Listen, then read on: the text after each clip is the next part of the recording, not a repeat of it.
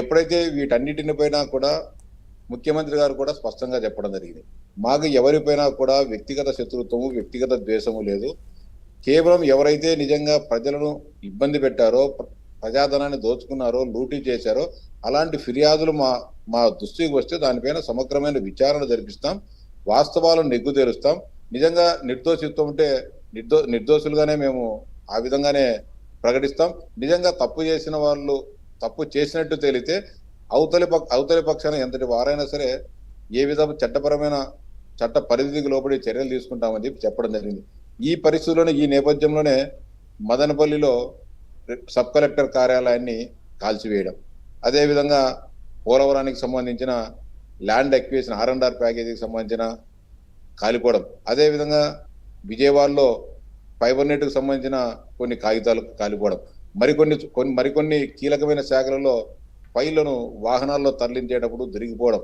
అదే కాకుండా నిన్న గత 24 గంటల ముందే తిరుపతిలో ఇంజనీరింగ్ కార్యాలయంలో ఫైళ్లు దగ్ధం కావడం. ఎన్ని ఆలోచన చేసినప్పుడు ఒక పద్ధతి ప్రకారం, ఒక ఆలోచనతో, ఒక కుట్ర కోణంలో భాగంగానే ఇవన్నీ జరుగుతా అన్నట్టు ప్రజలందరూ కూడా భావిస్తున్నారు. అంటే రికార్డులన్నీ కూడా చేసిన తప్పులు, చేసిన ఘోరాలు, నేరాలు పేపర్లు కనపరాకోకుండా చేస్తే విచారణ ఆలస్యం చేయవచ్చు, లేకపోతే విచారణ నుంచి తప్పించుకోవచ్చు అనే ఒక ఆలోచనతో వైఎస్ఆర్సీపీ నాయకులు ఈ కార్యక్రమాలకు శ్రీకారం చుట్టినట్టు తెలుస్తా ఉంది. కానీ ఏదో ఒక చోట, ఒకవేళ తిరుపతిలో ఫైలు కాగిపోతే ఇంకొకసారి ఫైళ్లు దొరుకుతాయి, పోలవరంలో ఫైళ్లు కాగిపోతే ఇంకొకసారి ఈ R&R కమిషనర్ కార్యాలయంలోని, లేకపోతే సంబంధిత జిల్లా కలెక్టర్ కార్యాలయంలో ఫైళ్లు దొరుకుతాయి.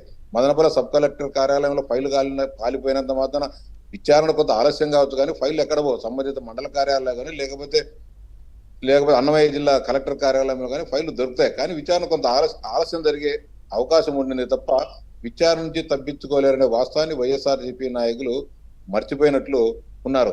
ఎప్పుడైతే దీన్ని కూడా ఒకటి కూడా ఆలోచించాలి. జగన్మోహన్ రెడ్డి గారు తాడేపల్లిలో ఉన్ననాళ్ళు ఇట్లాంటి కార్యక్రమాలు ఏం జరగడం. ఆయన ఎప్పుడైతే గన్నవరం నుంచి బెంగళూరు పోతాడో ఆ మధ్య కాలంలోనే ఈ వరుస సంఘటనలు జరుగుతూ ఉండే దానిపైన కూడా మనం ఆలోచించాల్సిన అవసరం ఉంది. అంతేకాకుండా ఇటీవల కూడా ముఖ్యంగా ఏపీలో కానీ ఆంధ్రజ్యోతిలో కూడా వార్తలు రావడం జరిగింది. ఎవరైతే రాష్ట్ర ఉన్నతాధికారుల దగ్గరికి ఆ కార్యాలయంలో రిపోర్ట్ చేసుకోమని చెప్పారో, ఇటు జిఏడిలో కానీ అటు డీజీపీ ఆఫీసర్ రిపోర్ట్ చేసుకున్నారో ఆ ఉన్నతాధికారులంతా కూడా కార్యాలయాలకు రాకోకుండా వైఎస్ఆర్సీపీ నాయకులు ముఖ్యంగా బెంగళూరులో జగన్మోహన్ రెడ్డి గారు ఉన్నప్పుడు బెంగళూరుకి వెళ్ళిపోయి జరుగుతున్న పరిణామాలు, జరుగుతున్న విచారణలు, ఏం జరుగుతోంది ఈ రాష్ట్ర ప్రభుత్వంలో, మనం ఏ విధంగా ఈ విచారణ నుంచి తప్పించుకోవాలనే ఆయనతో చర్చించి ఈ కుట్రలో భాగస్వాములు అవుతారనే ఒక వాదన కూడా ప్రబలంగా ఈ రాష్ట్రంలో వినిపిస్తోంది.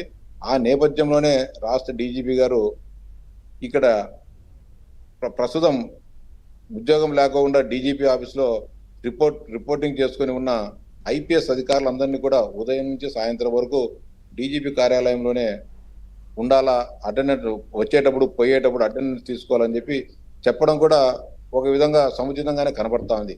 ఏది ఏమైనప్పటికీ కూడా రాష్ట్రంలో విచారణలు అంతులేని విచారణలు, అంటే ఈ విచారణలు వీళ్ళు చేసిన దారుణాలు, దుర్మార్గాలు విచారణ చేయాలంటే ఈ 5 సంవత్సరాలు కూడా సరిపోదేమో అనిపిస్తుంది.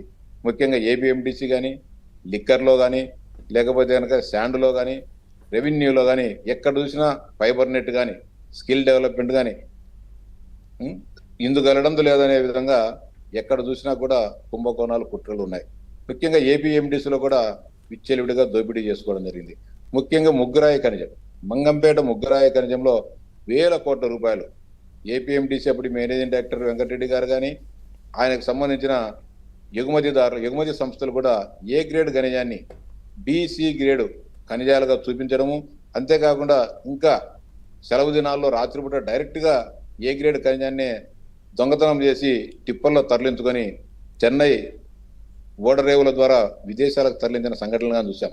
నిన్న మొన్న కూడా అర్థమవుతుంది. 2023లో మంగంపేట వెరైటీస్ గనులలో చోరీ జరిగితే దాన్ని తూతు మంత్రంగా క్లోజ్ చేయడం జరిగింది. మైన్ నుంచి ఖనిజం బయటకు పోయినప్పుడు మనుషులు ఎత్తుకొని పోయే ఖనిజం కాదు, అది టిప్పర్లో నుంచి తీసుకొని పోవాల.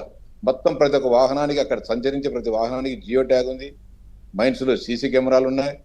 ఆ వాహనం ఎక్కడి నుంచి లోడ్ అయింది, మరి ఎక్కడ దిగుమతి చేశారనేది కూడా స్పష్టంగా కనుక్కుండే అవకాశం ఉన్నా కూడా ఇంతవరకు ఆ కేసుకు సంబంధించిన కూలంకషమైన దర్యాప్తు కూడా జరగలేదంటే ప్రభుత్వం ఏ విధంగా నడిచిందో ఒకసారి అర్థం చేసుకోవచ్చు.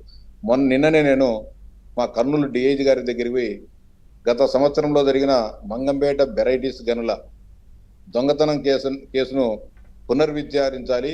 దాని మీద ఖచ్చితంగా చాలా పెద్ద పెద్ద స్థాయిలో నేరం జరిగింది. వందల కోట్ల రూపాయల ఖనిజాన్ని దోపిడీ చేసుకుని తూతుమంత్రంగా ఒకరిద్దరి ఉద్యోగస్తులపైన కేసులు పెట్టారు. ఇది ఉద్యోగస్తులు చేసే పని కాదు. ఉద్యోగస్తులు ఖనిజాన్ని నమ్ముకోలేరు. ఎక్స్పోర్టర్స్ మాత్రమే ఖనిజాన్ని నమ్ముకోలేరు.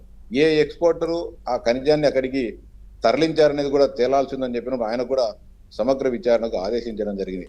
అంతేకాకుండా అనేక బ్యాంకింగ్ రంగ సంస్థలు కూడా వీళ్ళ కుట్రల్లో క్విట్రోకో పద్ధతిలో భాగస్వాములు కూడా కావడం జరిగింది. అంతేకాకుండా ఫైబర్ నెట్ లో మాజీ ఎండి